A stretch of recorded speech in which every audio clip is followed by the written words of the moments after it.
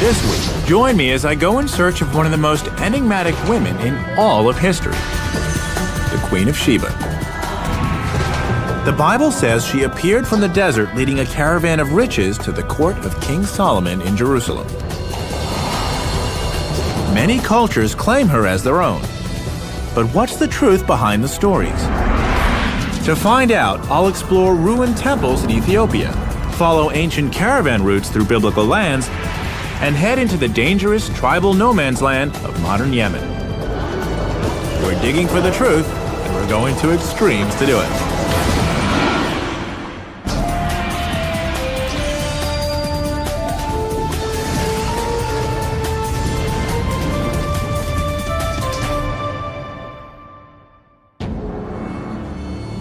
Exotic romance surrounds the legend of the Queen of Sheba.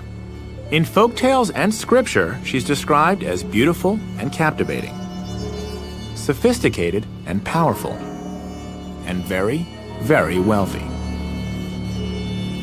Hi, I'm Josh Bernstein. My quest is to determine if the Queen of Sheba really existed, and if so, where she came from.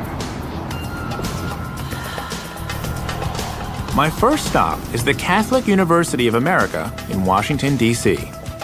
The library here has one of the greatest collections of religious texts in the United States. Most of what's known about the Queen of Sheba comes from just a few short passages in the Bible, and I'm hoping that one of the scholars here can help me flesh out her story. According to 1 Kings, the queen journeyed to Jerusalem at the head of a long caravan of gold, precious stones, and spices, which she presented as gifts to King Solomon. But what the Bible doesn't say is where the land of Sheba actually was. Dr. Doug Gropp is an expert in Middle Eastern texts, and I've asked him to help me decipher other passages that may offer some interesting clues. Begin with Jeremiah chapter 6, verse 20. The Lord says, Lama zeli levona mishva tavo. What is frankincense to me, which comes from Sheba? Doug tells me that the spice the queen brought to King Solomon was frankincense, an aromatic resin that was one of the most prized goods of the ancient world, more precious than even silver or gold. What makes this clue so useful is that frankincense comes from a very limited geographic area. This means I should be able to trace the trade routes back to the queen's homeland fairly easily, or so I hope. In the ancient world, it came from South Arabian area and on the other side of the Red Sea and the Horn of Africa. And that's it?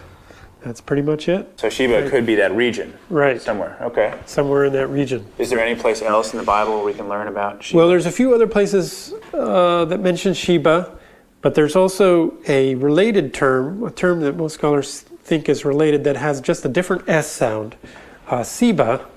Doug explains that Sheba sometimes appears with a slightly different spelling and pronunciation. He shows me a passage from the Old Testament book of Isaiah that speaks of a land called Sheba, and more importantly, gives a pretty precise clue about where it may have been. Okay, so Sheba is a region either south of Sudan or in that area, the Horn of Africa area, right? Which again is the Ethiopia area. Right. And we have one more. Another passage from Isaiah describes the people I'm looking for, and even gives them a name. And the Sabaeans, who are described as Anshe Midah, men of stature, tall men, tall people. Ethiopians are pretty tall. Yeah, they are. I have a picture here of Solomon and Sheba's meeting. Doug tells me that the Ethiopian story of the Queen of Sheba is one of the most elaborate, and that it plays an important role in the country's history. So Ethiopia definitely has a very historical and even tangible connection with the Queen of Sheba. Yeah, it's absolutely central to their whole national consciousness. So the Queen of Sheba may have been from Ethiopia, or she may have been from South Arabia. But based on what I just heard, it sounds like Ethiopia has a slight advantage. So it looks like I'm going to Africa. I hop an Ethiopian Airlines flight across the Atlantic to the Horn of Africa.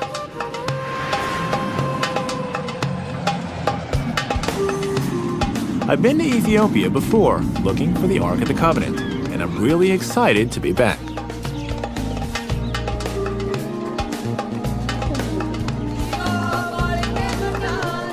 I start my search for evidence of the queen in the northern highlands of the country, in a sleepy village with a very promising local nickname. This is the town of Lalibela. It's also called the New Jerusalem, and is considered by many to be the holiest place in Ethiopia. But is there a connection between this Jerusalem and the Jerusalem visited by the Queen of Sheba? Let's go find out. At first glance, the town doesn't bear much resemblance to Solomon's capital.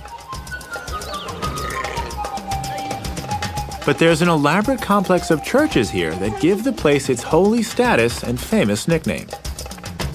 To help me learn the lay of the land, I'm meeting up with Asnake Hubete of Addis Ababa University. Greatest place.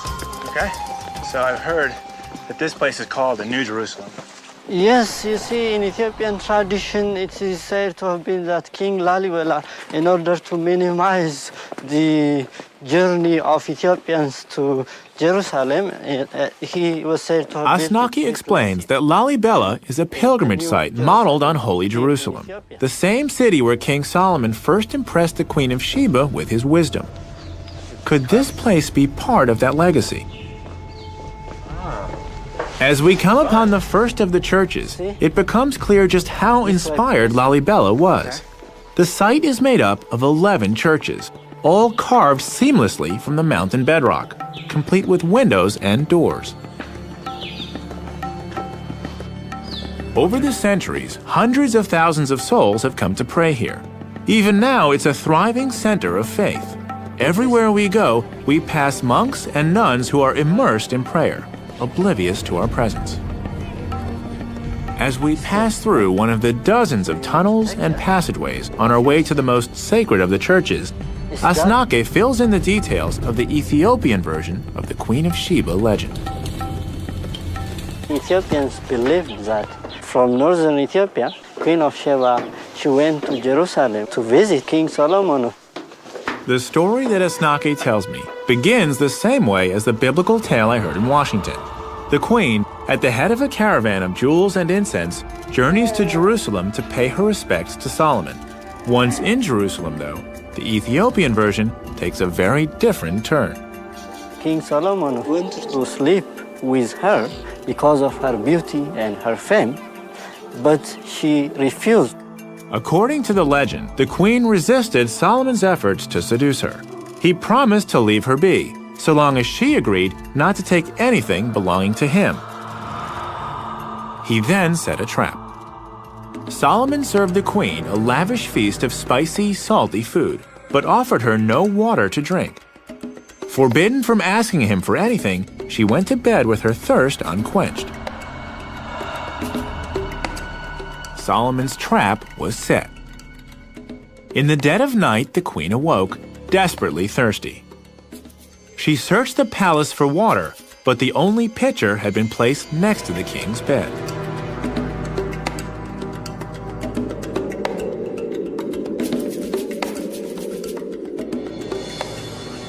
The queen had broken her promise, and Solomon felt entitled to break his. According to the legend, the queen bore Solomon a son as a result of that night. Named Menelik I, he founded the Solomonic dynasty in Ethiopia, a dynasty that lasted 3,000 years and ended only with the death of the Emperor Haile Selassie in 1975. Drawing such a connection is a critical part of Ethiopian history and identity. By tracing their descent to Solomon through the Queen of Sheba, the Ethiopians thus become children of Israel and among God's chosen people. The spiritual importance of this New Jerusalem is even more apparent once we reach our destination, the most dramatic church in all of Lalibela. Carved into the shape of a cross, Bet Georgos, or the House of St. George, was the last of the churches to be constructed. The elegant workmanship and fine detail speak to the extra care that was taken in carving it. As we descend through the winding trench towards the entrance, I can't get over how incredible this place is. What's amazing is that a lot of the stone that they had to remove to make those temples had to go out these narrow corridors. Look at how narrow that is.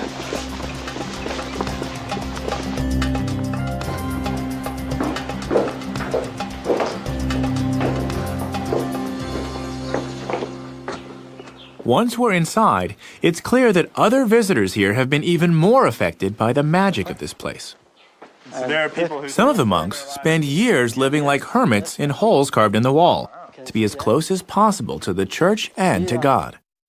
Some of them would never leave the church and pray all the time here throughout their life.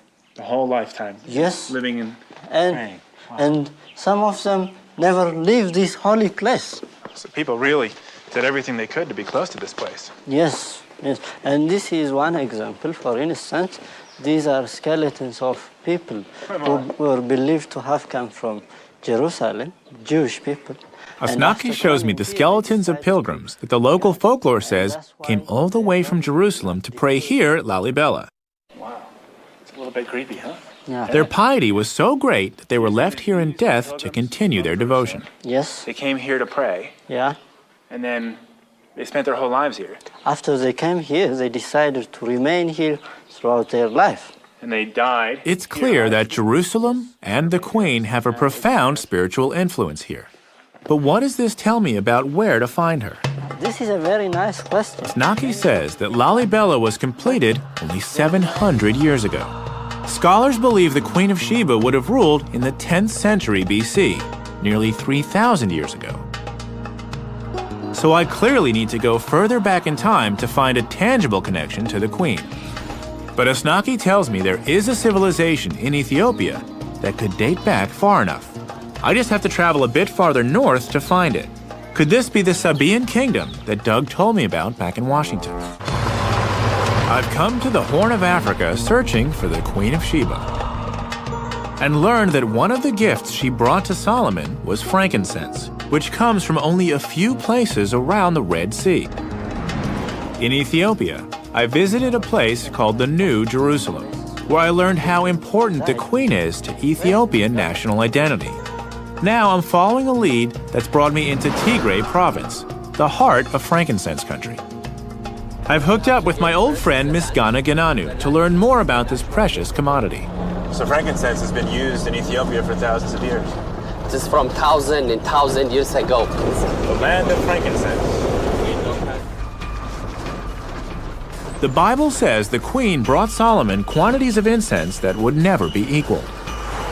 Learning the history of frankincense in Ethiopia could shed light on whether the Queen might have started her journey here. So frankincense is used throughout Ethiopia in all types of religious ceremonies. All type of religious.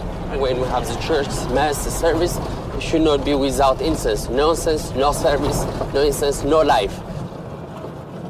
And now we're going to go see how it's actually Now done. it is the same way of the doing from old tradition until now. So the process hasn't changed too much. Not too much. Everything is doing by hand.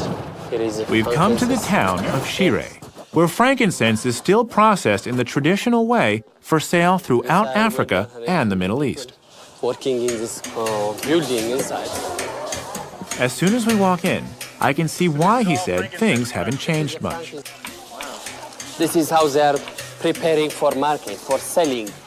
Everyone here is working on frankincense. When they come Here in Tigray province, frankincense is a major part of the local economy, just as it's been for millennia. Production involves every member of the community. So the mothers work here, the fathers are out there collecting this. They're collecting And the kids don't really have any place to go, so they come here and help They their come moms. here and helping the family, the elder, Okay. the parents. Why don't you show me what's happening right here? She is cutting, separating the best quality inside. Frankincense is harvested as a resin that oozes from cuts made into the boswellia tree. Frankincense is actually in the bark. The process isn't actually that different from tapping maple trees to make syrup. Only with frankincense, the resin is allowed to harden on the trees. The resin-encrusted bark is then sliced off and brought here, where these women separate the hardened incense from the wood. That's not so good. We want... So good, sharp round. You think? I decide to give it a try. She's happy. She's like, hey, he's helping me. Or she's like, hey, he's messing up all my hard work. We'll find out soon. Is that a good piece? No? Ah, okay. See that? A little speck there? That's got to come off. I want to make it as clean a resin as possible, right? Clean resin? Yes. Clean resin. She's got to have a really good eye for that, you know? What happens next? Okay, I'll show you now. Okay. Okay. Thank you. Namaste.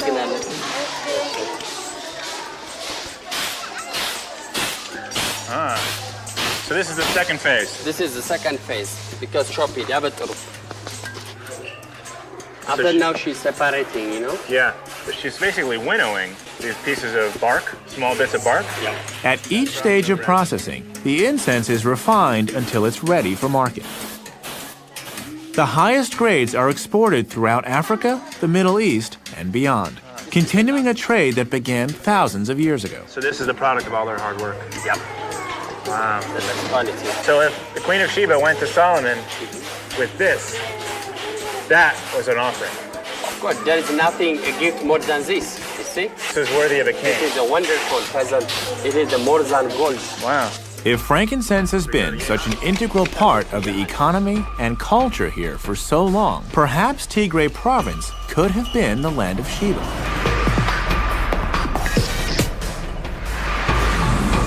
We head on to the tiny village of Yeha, just a couple of hours away, to check out a temple. I've been told it dates back to the beginnings of civilization in Ethiopia. Miss Ghana tells me that Yeha was the center of the first state to arise in Ethiopia, between 2,500 and 3,000 years ago. This puts it around the right time for the Queen of Sheba. Could there be any relationship between this place and the mysterious Sabaean civilization? The temple is now little more than a shell, but with its high, well-built walls, it must have been quite a sight in its day. Perhaps even suitable for a legendary queen. The complex has since been converted into a Christian church, but the shrine's pagan past is apparent everywhere.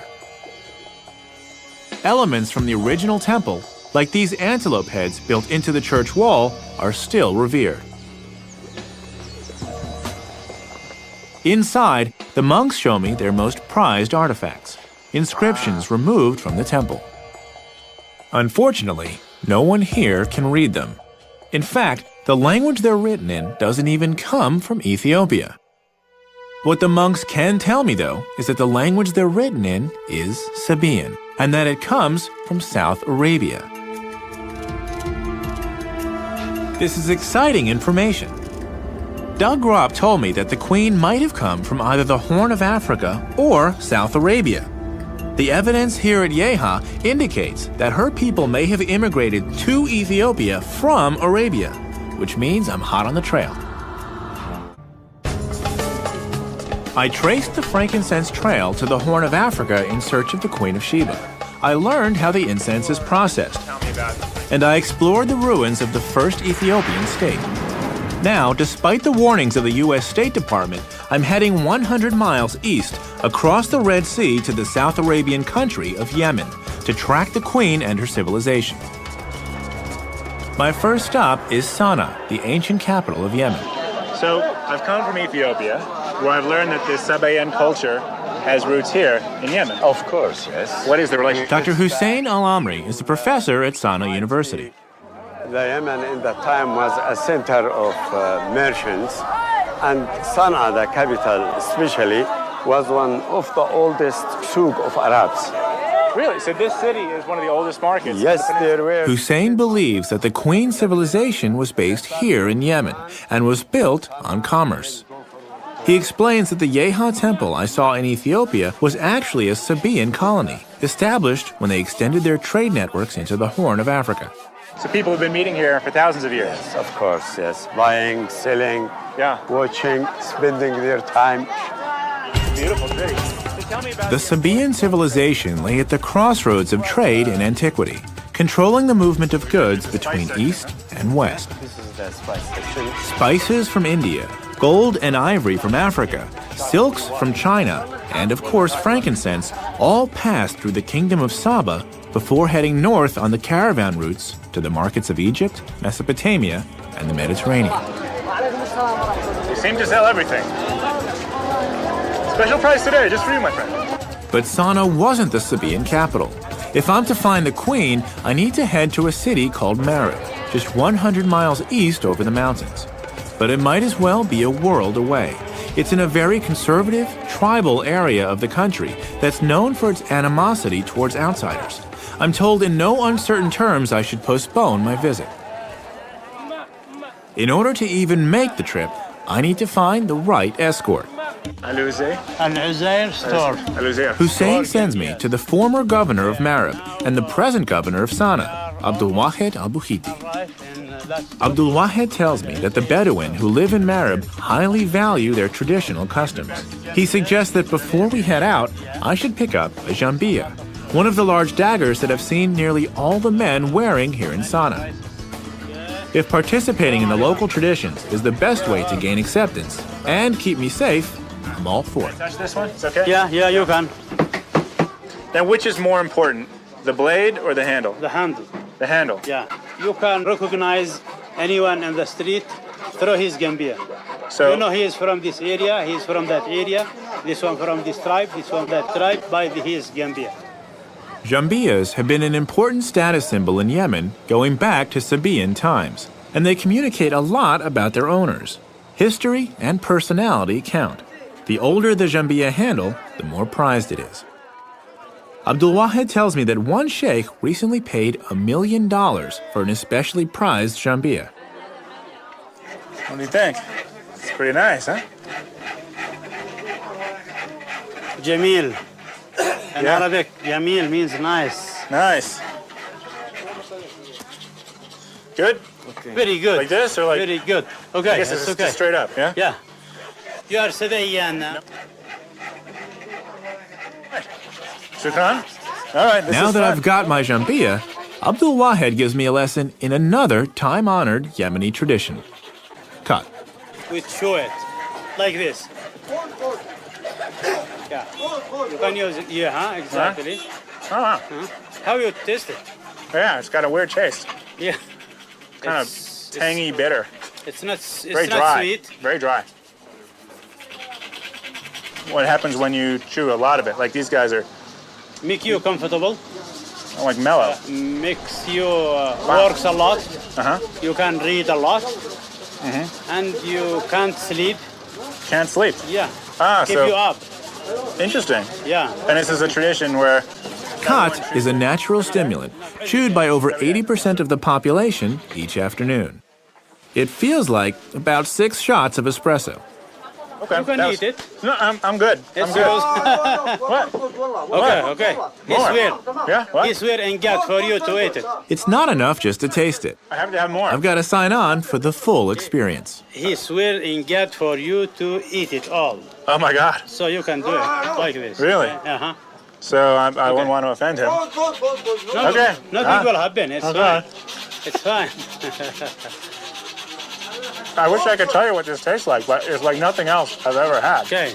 It's really bitter. نتفعلك البياس. Like maybe if you ate a whole bunch of dandelion greens, but wow, Oh. bitter. Okay, How is it? Shukran. I'm gonna wait until I get some sort of effect, and I'll just float away. Okay, now we can pay him. Now that I've had my crash course in Yemeni culture, I'm ready to head into the tribal desert. So I'll settle up with this man here. Okay.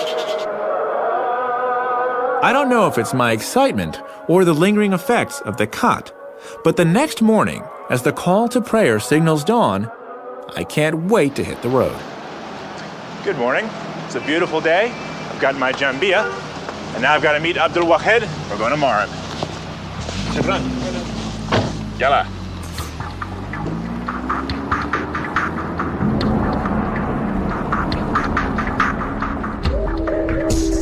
The road to Marib takes me from the mountainous highlands of Sana'a through some spectacular scenery to the flat, dusty edge of the vast desert known as the Empty Quarter.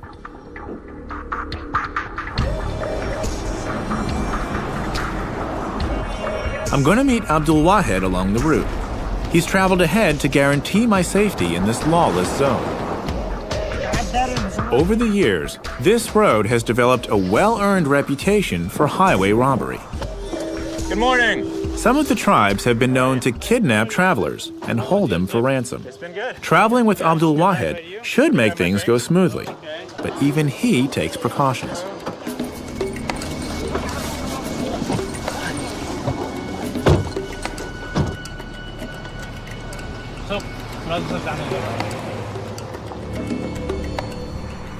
I gotta admit, This is my first time traveling in a car with 3 armed guards carrying machine guns. It's a little unsettling. You always travel with guards? Huh? You always travel with guards? With armed guards? Yeah. When you come to Marab, you need to have guards. Things have gotten better in recent years, but the 14 checkpoints we passed through along the way speak to the still volatile conditions.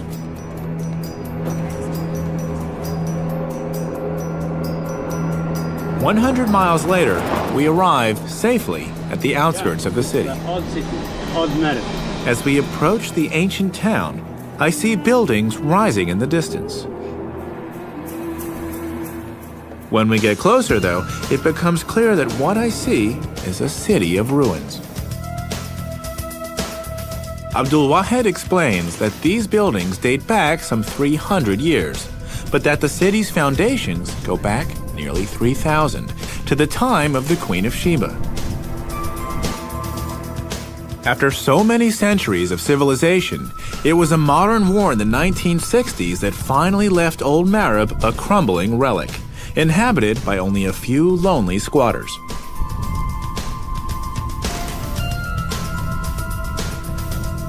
As we move on, I can only hope that the rest of Marab's ancient past hasn't met a similar fate, and that something of the Queen can still be found. I've traveled from the Horn of Africa to the deserts of Arabia in search of the Queen of Sheba. In the old city of Sana'a, I was welcomed by the local governor, Abdul Wahed al-Buhiti, who's escorting me through the lawless tribal deserts of Yemen. The Bedouin are famous for their hospitality, but hostility can also arise at a moment's notice, which we soon found out. After we left the ancient city of Marab, heavily armed tribesmen surrounded our camp in the middle of the night. We were literally under house arrest. In a place where foreigners are routinely kidnapped, the stakes were very high. Thankfully, Abdul Wahed has taken pains to help me navigate the terrain. Drawing on his contacts from his days as governor here, Abdul Wahed has called a meeting of the local tribal sheikhs so that I can pay my respects and prove my intentions. I make sure to do all the right things.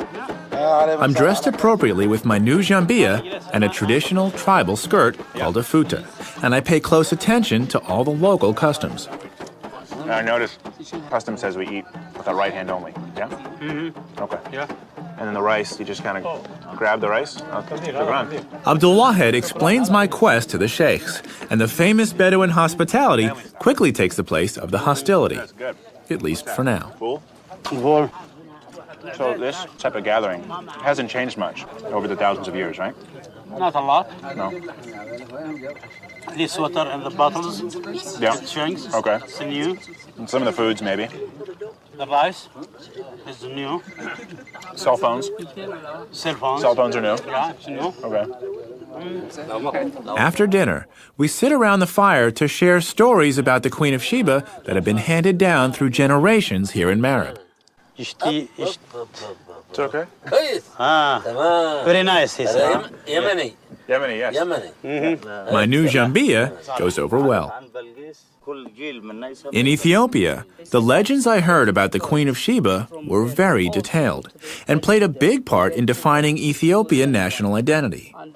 Now that I'm here in Yemen, I want to hear the Yemenis tell her story and find out about the place she occupies in their history and culture. They believe she came from the far desert, and she is for sure from Marab. They feel honor because Queen of Sheba from their land, from their hometown. I hear tales of a beautiful young woman named Bilqis, who appeared from the dunes to assume the throne of the kingdom of Saba. To the sheikhs, there's no doubt that this kingdom here in Marab and the biblical land of Sheba are one and the same.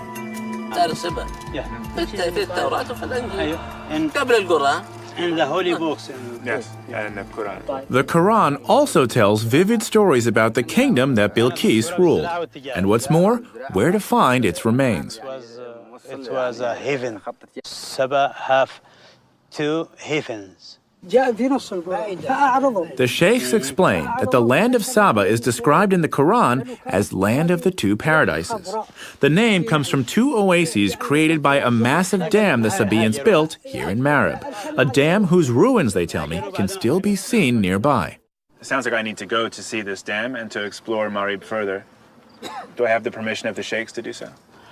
هل يستطيع أن يعتبر أنه لديه تصريح من المشايخ يتحرك بمارب حيثما يشاء؟ هذه تعتبر سير مع الجنبية يمنية. This Gambia, it's like a permission for you to go anywhere. Okay. And so if I have their permission, that's all I need. Shukran. And thank you for this. This was شكرا على العشاء، شكرا على هذا الوقت، شكرا على المقابلة، شكرا.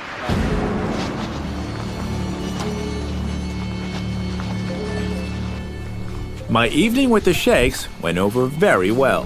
Not only did I gain their permission to explore their land, but the stories they told me about the Queen of Sheba have inspired me. Now, my goal is to search for archaeological evidence to support their stories. I've arranged to meet archaeologist Zaydoun Zaid at the Marib Dam to tell me more. So this is one of the towers of the Dam of Marib. Yeah, this is the north tower, that's right. Where's the other one? The south tower, just ahead of your eyes, that part, you see it? There, the south one. There. Wow. So there was a wall going between the dam's wall stretched from where we're standing all the way to the south tower, over 2,000 feet away. That made it about twice as wide as the Hoover Dam. The water it controlled was used to irrigate the valley below, supporting an estimated 35 to 50,000 people. This really must have been a lush green valley. Well, as you can see now, it's still green. And you can imagine at that time, it was much more. Yeah. The water which was coming out of here was supporting at the two sides of it something like paradise. Two sides of them, one at the right, one at the left. I heard about this. So this is the left paradise and the right paradise. Exactly. That's it. The dam worked by collecting runoff from the mountains and then channeling the water into sluice gates on either side of the two towers. The gates, in turn, led to canals that branched into the valley below, creating the oases that gave Saba the name Land of the Two Paradises. As Zaydoun and I make our way to the South Tower, I ask him what led to the collapse of this incredible structure and the civilization that built it. There's two theories about it. One which will say that the dam was destroyed by a strong earthquake. Zaydoun says that an earthquake may have toppled the dam, or an unusually heavy rainy season could have damaged it beyond repair. Of course, to the other factor. In either case, the march of history also played a part.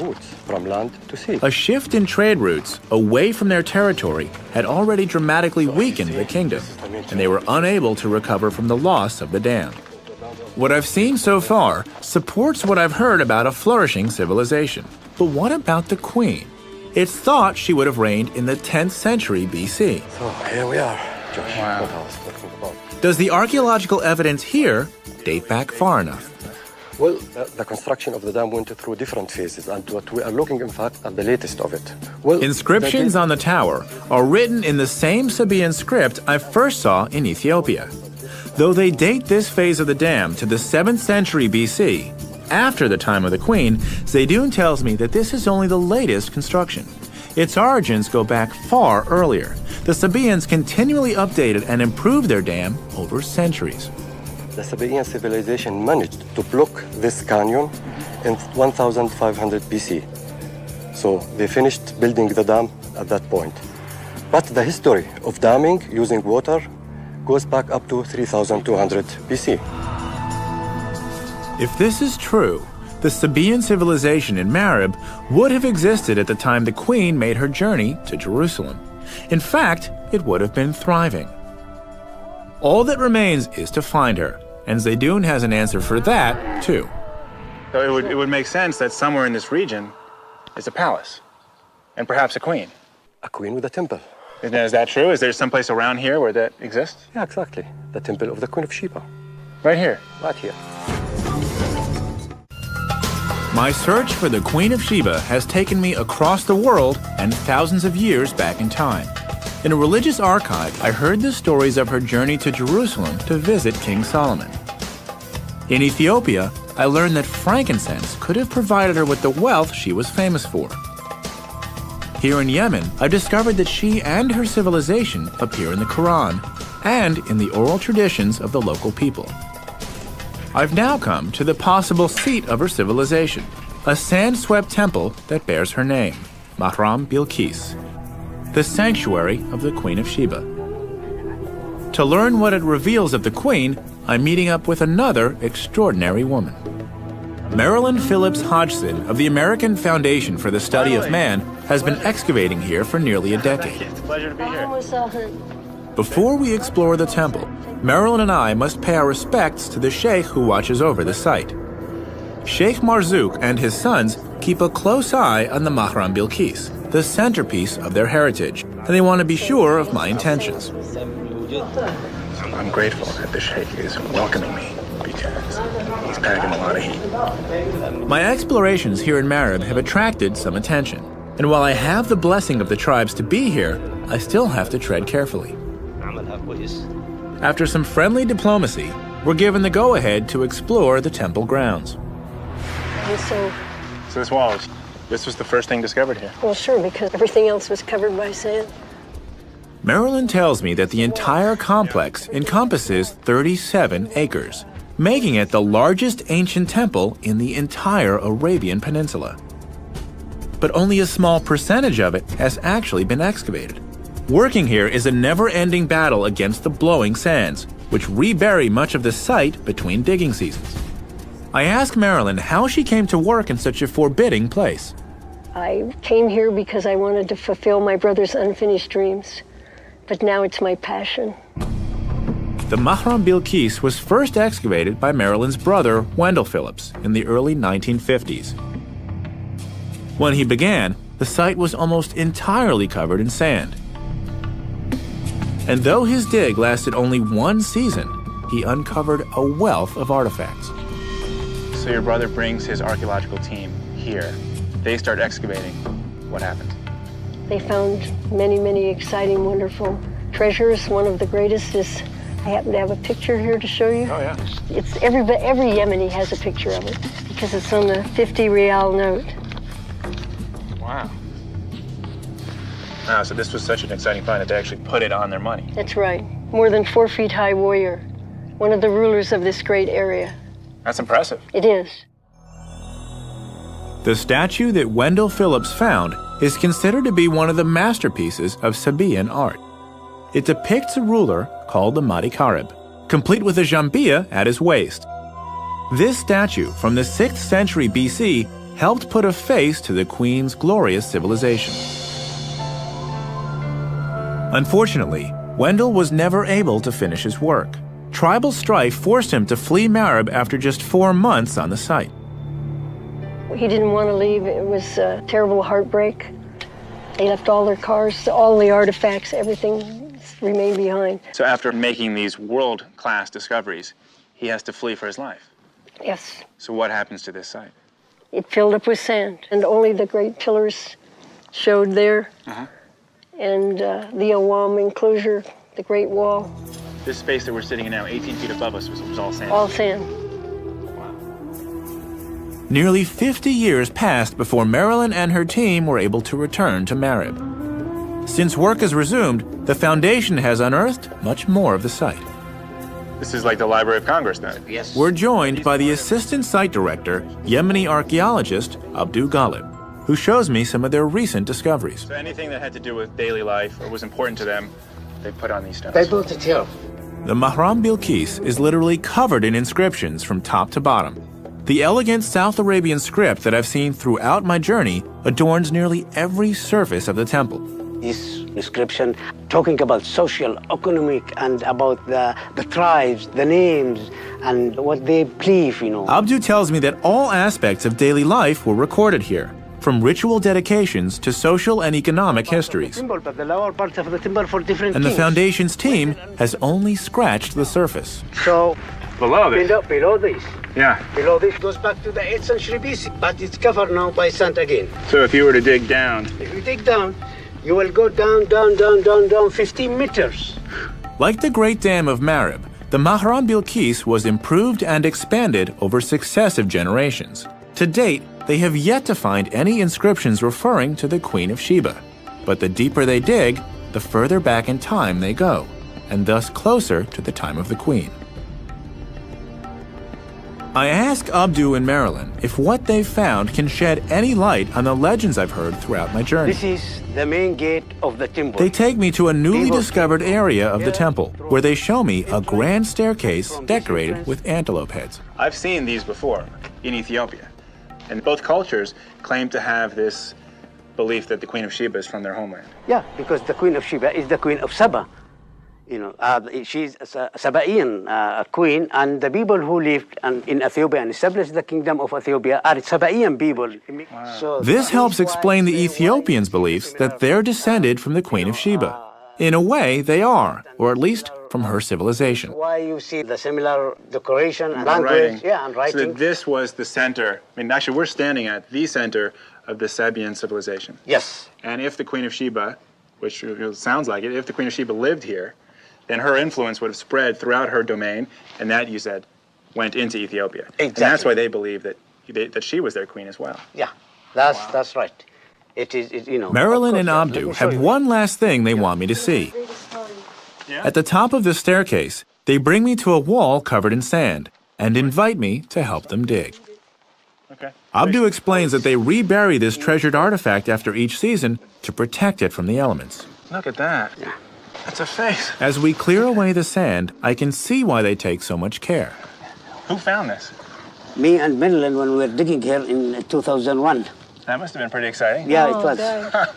It was very exciting. Look at that. So. Every time you see it, what do you think? It became more beautiful. More beautiful. Yes.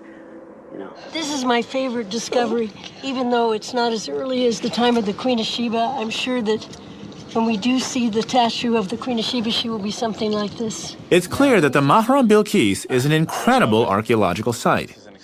Every season of digging reveals more about the remarkable Sabaean civilization and brings Marilyn and Abdu closer to finding the real Queen of Sheba. She speaks to you. She says keep digging. Yeah, we'll keep digging. And to think that just by digging another 10 meters, you could come face to face with the most famous queen in the world. Yeah, somewhere we are going to find the Queen of Sheba. So you don't believe it's a question of if, but just a question of when? It's a question of time and a question of work. So we're going to find her here. My mission to uncover the real story of the Queen of Sheba has been a success. I haven't found her yet, but I have found her civilization and learned firsthand how she became so important to cultures in both South Arabia and the Horn of Africa. Perhaps Marilyn and Abdu will find her here, and perhaps very soon. What is certain is that the story of this legendary queen will continue to captivate.